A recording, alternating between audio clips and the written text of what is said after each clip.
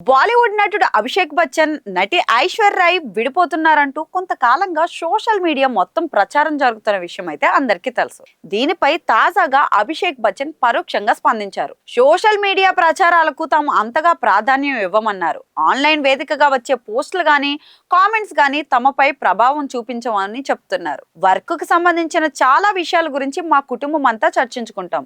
అలా అని దానికే ప్రాధాన్యం ఇవ్వం. ఇక వేరే విషయాల గురించి మేము మాట్లాడుకుంటాం.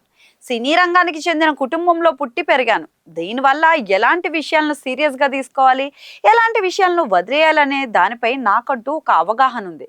ఇక సోషల్ మీడియాలో వచ్చే వార్తలు నాపై ఏ రకంగానూ ప్రభావం చూపించవు. మరో విషయం ఏంటంటే, మా అమ్మ, నా భార్య బయట ప్రపంచం చేసే వ్యాఖ్యలను మా కుటుంబంలోకి తీసుకురారు అని అభిషేక్ బచ్చన్ తెలిపారు.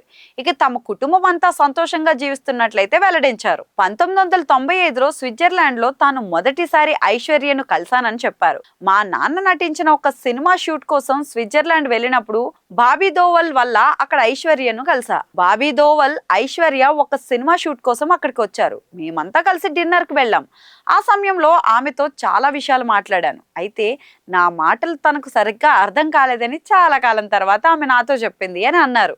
అనంతరం తమ కుమార్తె ఆరాధ్య గురించి మాట్లాడారు. ఆరాధ్యకు ఫోన్ లేదని అన్నారు. ఆరాధ్య మా కుటుంబ గౌరవం, సంతోషం. ఆమె విషయంలో మేము ఎంతో సంతోషంగా ఉన్నాం. తనకు ఫోన్ లేదు, ఏ సోషల్ మీడియా ప్లాట్ఫామ్స్ లో కూడా ఖాతా లేదు.